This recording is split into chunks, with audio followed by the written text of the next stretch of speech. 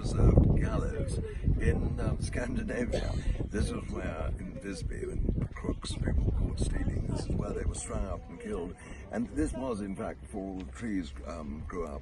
It was very visible from the city, and the reason they put it here was pour encourager les autres, as Voltaire once memorably said. People in the city seeing the corpses swaying in the breeze, they left them up here for some time, thought to themselves, well, maybe I won't pinch that money after all. Interestingly, the locals would come along. They were very poor, many of them, and if any of the corpses people had been hung for wearing coats, they would take them off them.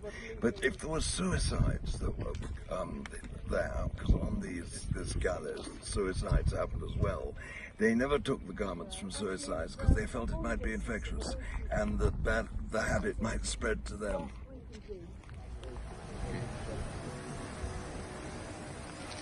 I must say, you never know what you're going to find in this wonderful medieval city of Visby. This is the original pharmacy, the original apothecary of the city. It was a pharmacy, and it was built in 1250, and it went on as a pharmacy until the 17th century, and then it became used for storage space and all the rest of it. But it has been very, very well preserved, and it's the most delightful building. And, well, it is, in a sense, the centerpiece of this old city. Here we are outside the botanical gardens, and there's rather an intriguing story to them. The DBVs, they're called. The DBVs go back to 1800. At that time, swimming was not thought to be a good thing to do. In fact, people washed very little in those days even. And there was a group of youths here in Visby who decided they were going to go swimming in the sea. And 3 of them founded this garden. It was quite a small area through these gates to start with, and became very prominent in the business life of Visby. Those 3 boys who started these gardens planted at that time, just after 1800, this apple tree, which amazingly is still producing fruit today.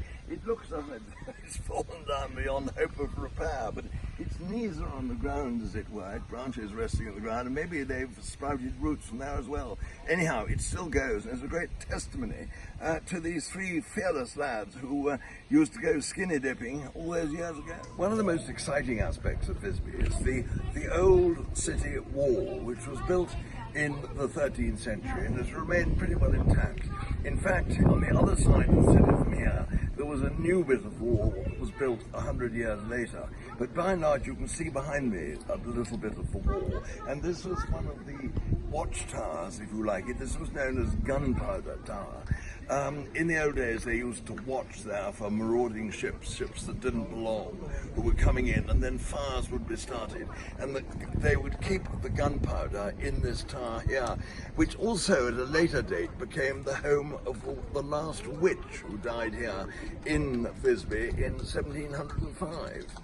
But the city walk goes all the way around, and it's wonderful. It's just over 3 kilometers in length, built entirely from locally quarried stone. This is one of the most intriguing lanes in Visby. It's known for its flowers, the roses and the flowers you can see on either side of it as I talk, and also for this charming little medieval cottage. These cottages have all been done up, but they are basically the same as they were all those years ago in medieval times when they were built. This house was the home of Astrid Lindgren, who wrote Pippi Longstockings, the very famous children's book. And so it is somewhere where tourists come, and people come from all over the world to visit this famous street. And it's great for us to be here, if only briefly today.